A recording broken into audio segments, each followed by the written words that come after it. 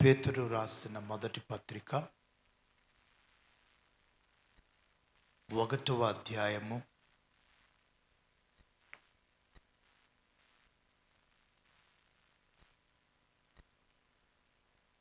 3, 4, 5 వచనాలు మనం చదువుకుందాం. 3, 4 వచనం నేను చదువుతాను, 5వ వచనం మీరు చదవండి. The book of 1 Peter, 1st chapter, 3rd verse to 5th verse. మన ప్రభువగు యేసుక్రీస్తు తండ్రి అయిన దేవుడు స్తుతింపబడును గాక. మృతులలో నుండి యేసుక్రీస్తు తిరిగి లేచుట వలన జీవముతో కూడిన నిరీక్షణ మనకు కలుగునట్లు, అనగా అక్షయమైనదియు నిర్మలమైనదియు వాడబారనిదియునైన స్వాస్యము మనకి కలుగునట్లు ఆయన తన విశేష కనికరము చెప్పున మనను మరలా జన్మింపజేసెను. చదవండి.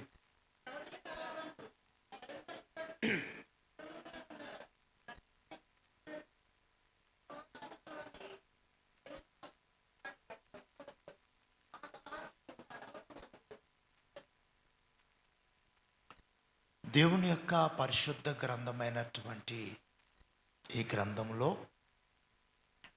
మరి ముఖ్యంగా నూతన నిబంధన గ్రంథములో మనకి ప్రాముఖ్యంగా ముగ్గురు రైటర్స్ కనబడతారు. ఆ ముగ్గురులో ఒకరు పౌలు, రెండవ వారు యోహాను, మూడవ వారు పేతురు. ఈ యొక్క పౌలు భక్తుడు తన పత్రికలు, తన పుస్తకాల్లో ఎక్కువగా నొక్కి ఒక్కనించి చెప్పిన మాట ఏమిటి అంటే విశ్వాసము అనే మాట. అలాగే యోహాను భక్తుడు ఎక్కువగా నొక్కి ఒక్కనించి చెప్పిన మాట ఏమిటంటే ప్రేమ. అలాగే మూడవ భక్తుడు పేతురు గారు నొక్కి ఒక్కనించి చెప్పినటువంటి మాట ఏమిటంటే నిరీక్షణ. పేతురు రాసినటువంటి ఈ మొదటి పత్రిక 1వ అధ్యాయం 3వ వచనము, 4వ వచనము, 5వ వచనం మనం చూసినప్పుడు మన తండ్రి అయినటువంటి దేవుడు స్తుతింపబడును గాక అని చెప్తూ ఉంటాడు. చెప్పుచు ఎందుకు మనము మన తండ్రి అయినటువంటి దేవుణ్ణి స్తుతించాలి అంటే కింద ఉంటుంది, మృతులలో నుండి యేసుక్రీస్తు తిరిగి లేచుట. ఈ మాట ప్రపంచ చరిత్రలో ఒక సవాలుతో కూడినటువంటి మాట. ఈ లోకములో దేవుళ్ళు, దేవతలు అనబడేవారు అనేక మంది ఉన్నప్పటికీ యేసుక్రీస్తు వారే నిజమైన దేవుడు, నిత్య జీవము అని ఆయనను గూర్చి ప్రపంచమంతా కూడా ప్రకటించబడుతుంది నేటికి. ఎందుకు అంటే ఆయనలో ఉన్నటువంటి ఒక ప్రత్యేకత.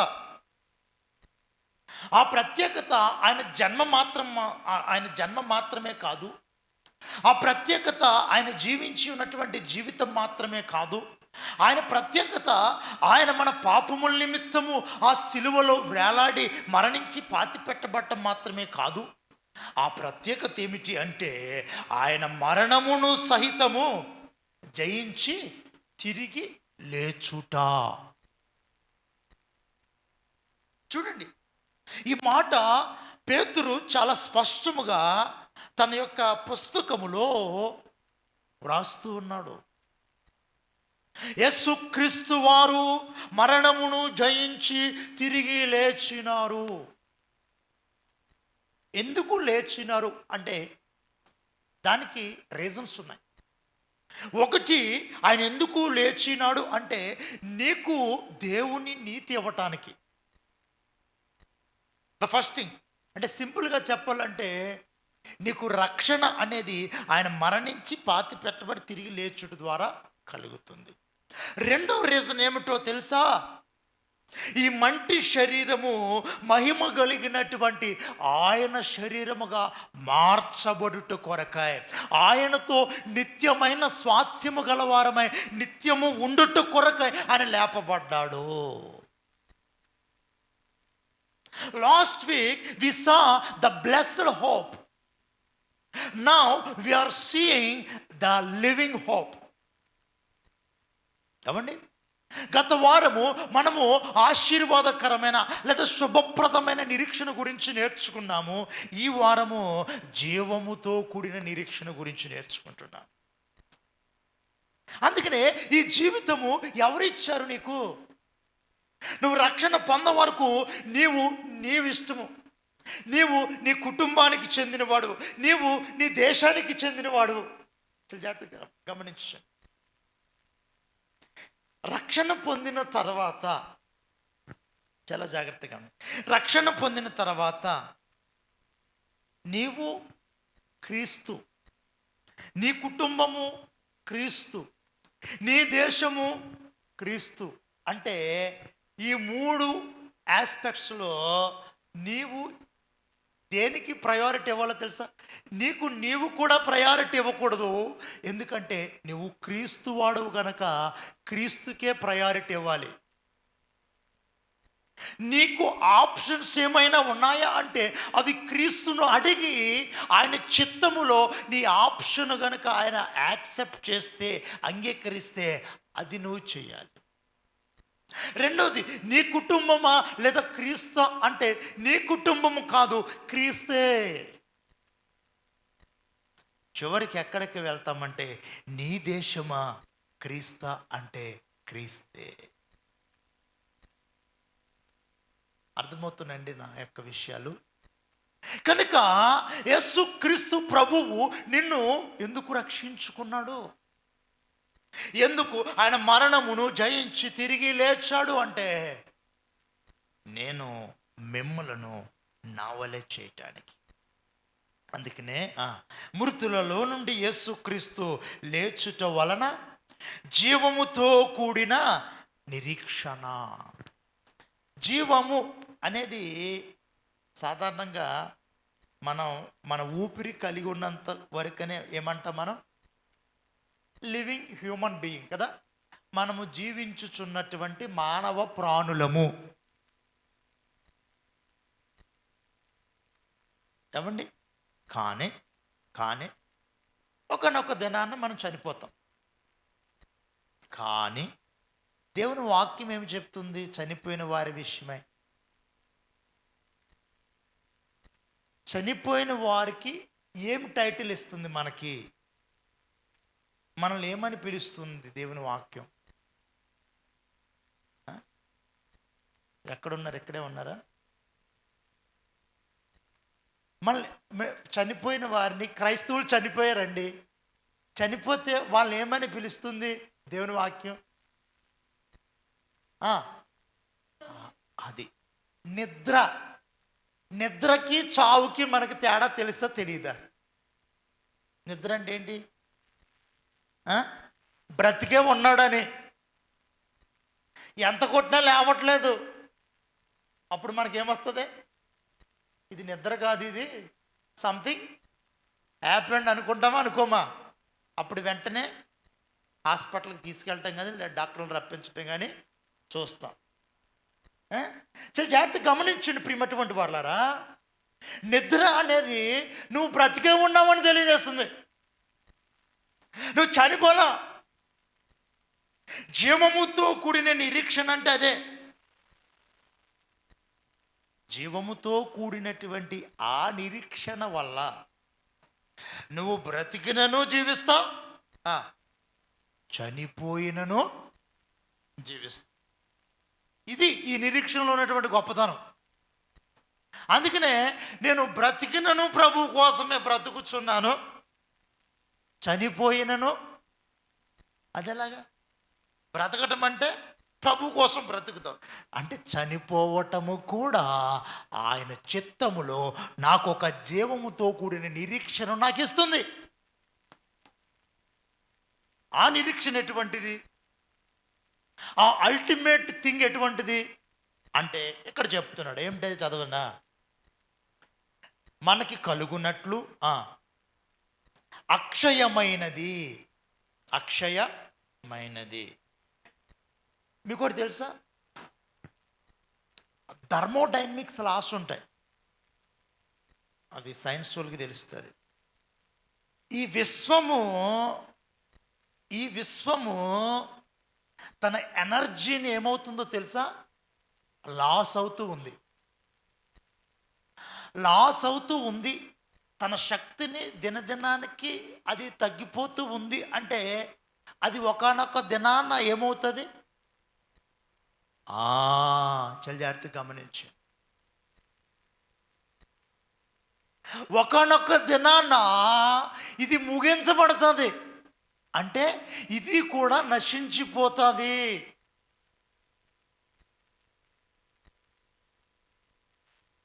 మనము చూస్తున్న ఈ యొక్క విశ్వము, ఈ లోకము, దీని యొక్క సమస్తము కూడా గతించిపోతుంది. అంటే క్షయమైపోతుంది.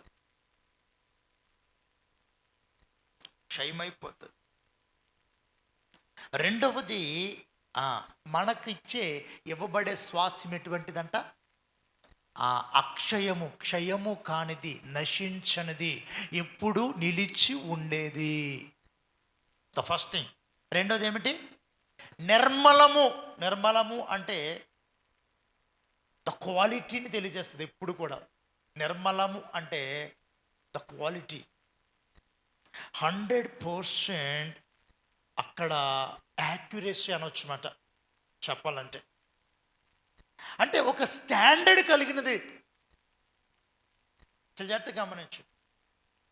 ఒక స్టాండర్డ్. కొంతమంది అంటారు, ఏమంటారు? గ్యారెంటీ ఇస్తారు కదా, ఈ వస్తువు మీరు వాడండి, ఈ వస్తువు మీరు గ్యారెంటీ మాది. ఎందుకు అంటే ఎన్ని ప్రతికూలతలు వచ్చినా ఈ వస్తువులో మార్పు ఉండదు. దాని క్వాలిటీ, స్టాండర్డ్ క్వాలిటీస్ దీనికి ఉన్నవి అని చెప్తారు. మరి కనుక రెండవది నిర్మలమైనది, యాక్యురసీ, క్వాలిటీ. మనకివ్వబడే ఆ స్వాస్థ్యం ఎటువంటిదంటే నశించిపోయేది మాత్రమే కాదు, నశించింది మాత్రమే కాదు, అది ఎప్పటికీ నిలిచి ఉండేదే. ఈ మధ్యన కొన్ని యాడ్స్లో సిమెంట్ గురించి చెప్తూ ఉంటారు. సిమెంట్ గురించి. ఆ సిమెంట్లో వాళ్ళు చెప్తారన్నమాట, మా సిమెంట్ చాలా దృఢమైనది. ఇజంట్ అది ఎన్ని సంవత్సరాలైనా అలాగా ఉంటుంది. సో నిర్మలమైనది అన్నప్పుడు దేవుడు నీకు ఇచ్చే ఆ స్వాస్థ్యము, ద క్వాలిటీ, ద యాక్యురసీ ఎప్పటికీ కూడా దృఢముగా నిలిచి ఉండేదిగా ఉంటుంది. ఇంకా మాటలు చెప్పాలంటే స్థిరమైనదిగా ఉంటుంది. మూడోది వాడబారనిది. ఇక్కడ కూడా మరలా ఏం చెప్తున్నాడు? వాడబారనిది అంటే వాడిపోనిది. అంటే ఒక మాటలో చెప్పాలంటే ఎవర్ గ్రీన్. ఇంకొక మాటలో చెప్పంటే బలహీనమైనది కాదు కదా. ఇప్పుడు మన ముఖాలు ఉన్నాయి అనుకోండి, మన ముఖాలు ఉదయం ఇప్పుడు చాలా నీట్గా ఉంటాయి, సాయంకాలానికి ఎలాగ ఉంటాయి? ఇలాగే ఉంటాయా? ఇలాగ ఉండవు. నేను ప్రసంగం చేస్తున్నానా, నా సెకండ్ సర్వీస్కే నా ముఖం మారిపోతూ ఉంటుంది. అంటే మనకున్నటువంటి ఏదైతే దీన్ని ఏమంటాము, వాడిపోతుంది. అంటే దానికి ఉన్న క్వాలిటీని ఏమవుతుంది? అది కోల్పోతుంది. సిస్టర్ అన్నట్టు ఎవర్ గ్రీన్, ఎప్పటికీ కూడా పచ్చదనముగా చాలా అటువంటి వాడబారినది నైనా స్వాస్యము మనకు కలుగునట్లు. ప్రియమైనటువంటి వాళ్ళారా, దేవుడు ఈరోజు ఈ యొక్క జీవముతో కూడినటువంటి నిరీక్షణ ఎటువంటిది అనేది మనం జ్ఞాపకం చేసుకోవాలి. ఈ బల్ల దగ్గర ఎటువంటి స్వాస్యము అంటే ఇన్హెరిటెన్స్. ఇంగ్లీష్లో ఇన్హెరిటెన్స్ అంటే ఎప్పుడు నిలిచి ఉండేది, తరతరాలకు యుగాలకు అది నిలిచి ఉండేది. ఆ స్వాస్యం ఏమిటంటే పరలోకం.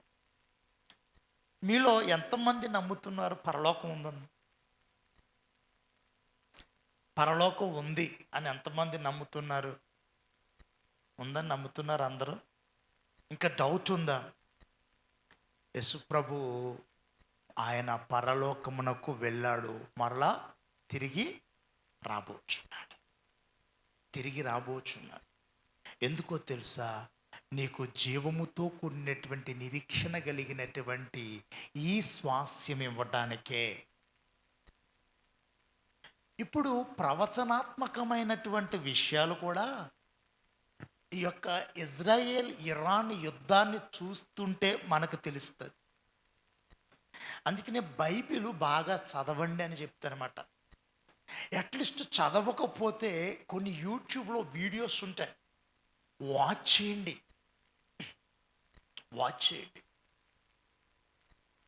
అసలు ఇజ్రాయేల్ దేశము 1948లో మే 15 అనుకుంటా ఎలాగ ఏర్పడింది? ఏర్పడిన నాటి నుంచి నేటి వరకు ఆ దేశంపై ఎన్ని అటాక్స్ జరిగినాయి. నాట్ ఓన్లీ 1948, బిఫోర్ 1948 కూడా, అంటే యేసుక్రీస్తు రాకముందు కూడా ఎన్ని సార్లు దాన్ని చుట్టుముట్టారు, ఎన్నిసార్లు దానిపై అటాక్స్ జరిగాయి, ఎన్నిసార్లు అక్కడ ఉన్నటువంటి ఆ దేశ ప్రజలు చెదరగొట్టబడ్డారు. అంటే ప్రపంచ చరిత్రలో యెరూషలేము పట్టణము ఇజ్రాయేల్ యొక్క దేశంపై జరిగినటువంటి దాడులు, జరిగినటువంటి విషయాలు మరి ప్రపంచ చరిత్రలో ఏ దేశంపై కూడా, ఏ పట్టణంపై కూడా జరగలేదు. But still they are survival. జాగ్రత్తగా గమనించండి.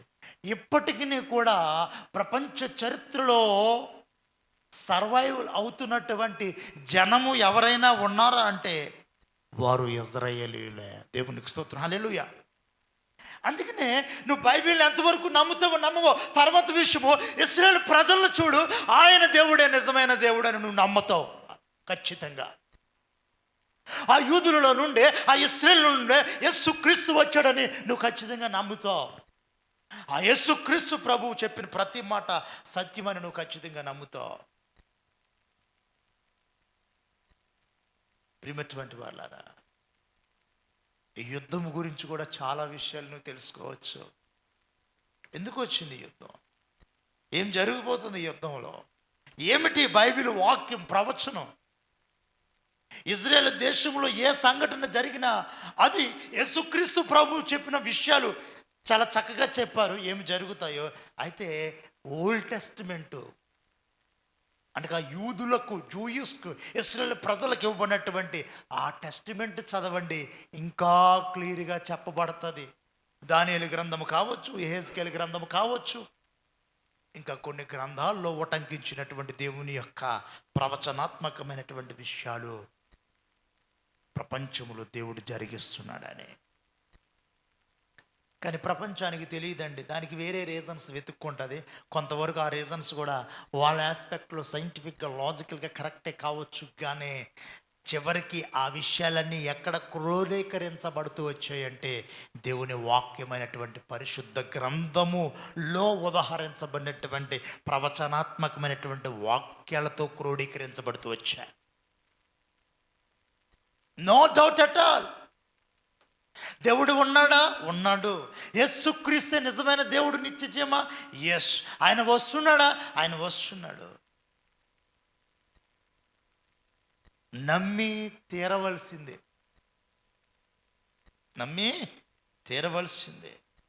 కనుక దేవుడు తిరిగి మనల్ని ఎందుకు జన్మింప చేశాడు, ఎందుకు మనకు రక్షణ ఇచ్చాడు అంటే, ప్రియమైనటువంటి వాళ్ళారా, ఆయన స్వాస్యమైనటువంటి జీవముతో కూడినటువంటి నిరీక్షణ గలవారమై ఆ పరలోక స్వాస్యాన్ని పొందుకొనుట కొరకే దేవుడు మనల్ని పిలిచాడు, ఏర్పరచుకున్నాడు, రక్షించుకున్నాడు. కనుక నీవు నేను మనము ఏమవ్వాలో తెలుసా? సిద్ధపడాలి. అవర్ అల్టిమేట్ గోల్ ఏమిటంటే, yes I am ready to come with Jesus. నేను నీతో వచ్చుటకు ఎలాగున్నానో సిద్ధముగా ఉన్నాను, సిద్ధముగా ఉన్నాను, సిద్ధముగా ఉన్నాను. అన్నీ ప్రిపేర్ అయిపోయినాయి తెలుసా. ఇజ్రాయేల్ దేశంలో హై ప్రీస్ట్, ప్రధాన యాజకుడు సిద్ధంగా ఉన్నాడు. అలాగే ఆ యొక్క మందిర ఉపకరణాలు ఉంటాయి చూసారా, దేవాలయంలో ఉపయోగించే ఉపకరణాలు, వస్తువులు అన్నీ రెడీ అయిపోయినాయి.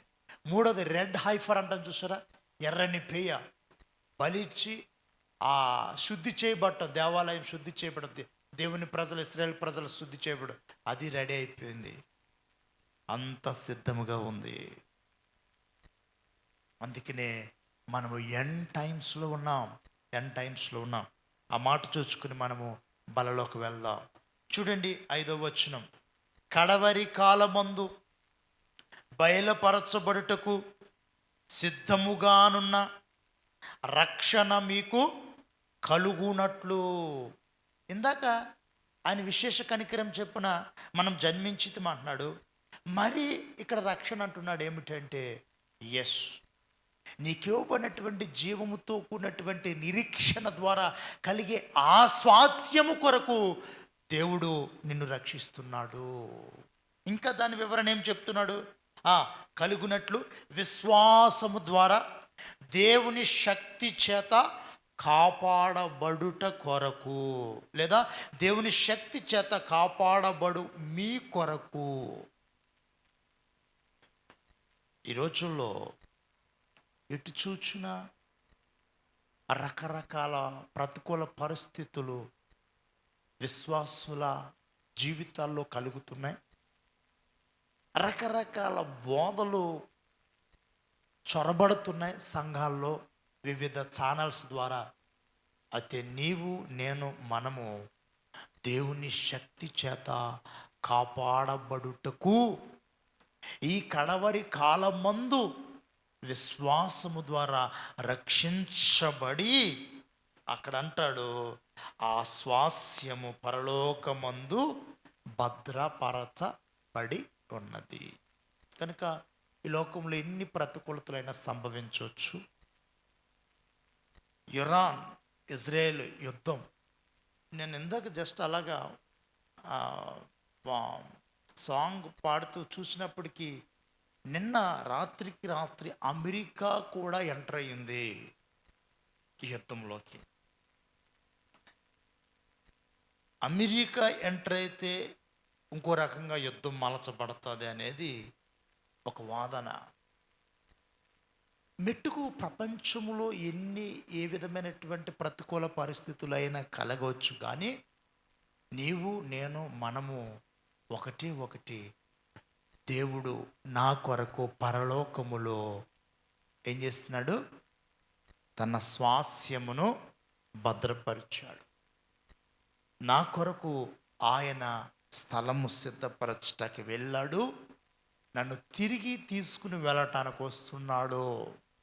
కనుక ఈ భూమి మీద సంభవించే ఏ ప్రతికూల పరిస్థితులను బట్టి నేను భయపడను, కానీ విశ్వాసము చేత నేను దేవుని యొక్క శక్తి చేత కాపాడబడుట కొరకే నన్ను నేను సిద్ధపరచుకుంటాను. ఎట్లాగా? ప్రార్థన ద్వారా, ఎట్లాగా? దేవుని వాక్యము ద్వారా, ఎట్లాగా? సంఘ సహవాసము ద్వారా. కనుక నీవు నేను మనము ఈరోజు జ్ఞాపకం చేసుకోలేట ఒకే ఒక మాట, జీవముతో కూడిన నిరీక్షణ నువ్వు కలిగి ఉన్నావా? కలిగి ఉంటే వాడబారనిది, నిర్మలమైనది, అక్షయమైనది అయినటువంటి ఆ పరలోక స్వాస్యం నాకున్నది, నేను సిద్ధపడాలి, నా ప్రభువు రాకడ సమీపము అన్న విధానంలో నీ యాత్రా జీవితాన్ని నువ్వు కొనసాగించుకుంటున్నావా? లేకపోతే ఈ లోకంలో ఉండే ఆ పరిస్థితుల గురించే నువ్వు ఆలోచన చేస్తున్నావా? ఇక మూడవది, దేవుడే నిన్ను కాపాడి ఆ పరలోక స్వాస్యం నీకు అనుగ్రహించబడని ఎరిగి ప్రార్థనలో, వాక్యములో, సంఘ సహవాసంలో ముందుకు సాగుతున్నావా? ఇటువంటి జీవితం నువ్వు కలిగి ఉంటే తప్పనిసరిగా ఆయన వచ్చినప్పుడు ఆయన రాకడలో ఎత్తబడతా. నాకు చాలా నిశితంగా పరిశీలిస్తానండి. ఇజ్రాయేల్ దేశంలో ఏదైనా జరిగిందా, అది మన సంఘానికి ఒక గడియారపు ముళ్ళు లాంటిది, గుర్తుపెట్టుకోండి. సో మన ప్రభు ఎక్కడున్నాడో మనకు అర్థమైపోవాలా, మన ప్రభు ఎంత సమీపంగా ఉన్నాడో మనకు తెలియవచ్చేయాలి. ఆ విధముగా సంఘముగా మనము సిద్ధపడి పురుకొల్పబడుచు దేవునిలో ముందుకు సాగాలి. దేవుడి మాటలు మన కొరకే ఆశీర్వదించునుగాక. అందరం